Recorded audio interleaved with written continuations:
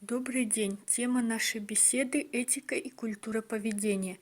Культура поведения — это то, чему нас начинают учить родители еще в самом раннем возрасте, в детском саду, а затем и в школе мы шаг за шагом постигаем искусство этикета, учимся принимать на себя обязательства перед другими людьми, осваиваем нормы морали и нравственности. Это необходимо нам для того, чтобы уметь преподнести себя в обществе и выразить уважение к другим людям.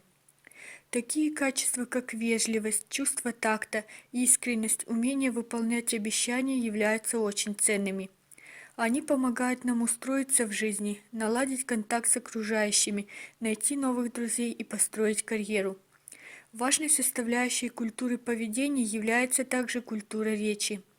Владение нормами литературного языка и умение ясно выражать свои мысли — это первый признак человека образованного и нравственного.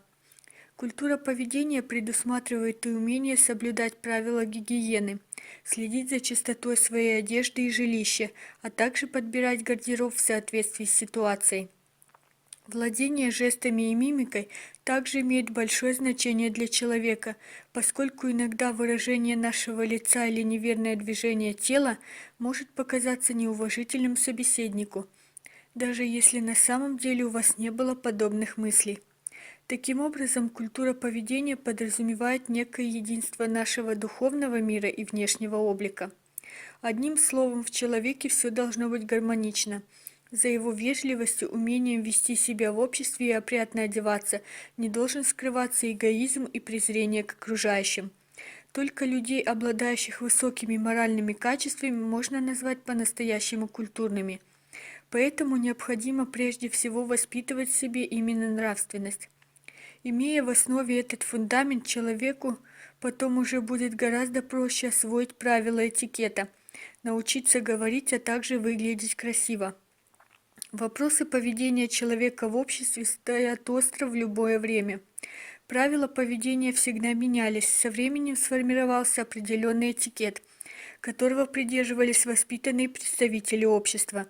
И всегда каждый человек сам индивидуально определял критерии поведения. За всю историю развития человечества общество изменяло нормы и правила общения. Но и сегодня существует хамство, грубиянство, позорные отношения. Поэтому так и не удалось усовершенствовать культуру поведения. Многое зависит от самого человека и его отношения к окружающим. Что именно регулирует культуру поведения, понять сложно. Надо контролировать свое эмоциональное состояние в обществе, вести себя нужно вежливо и с уважением к людям. Каждое мероприятие требует соответствующего поведения. Главная задача — это гармонично вписываться в общество, не выделяясь. Можно сделать акцент на остроумии или знании, но вести себя вульгарно и навязчиво просто недопустимо. Сегодня популярным является мнение, что в любом случае надо вести себя естественно и непринужденно. Такая свобода действий недопустима в обществе или на официальном приеме. Культура поведения характеризует человека как личность. Уважающая себя личность не позволит дискредитировать себя, не придерживаясь определенной нормы и правил. В каждой культуре существуют свои критерии оценки поведения людей. Конечно, есть особенности в разных странах, поэтому в случае посещения иностранных мероприятий нужно ознакомиться с их правилами поведения. Каждый человек сам определяет норму культуры и поведения для себя. Надо помнить, что эгоизму не место при общении. Надо оставаться на обычных моральных принципах жизни, что добывалось столетиями течение развития нации.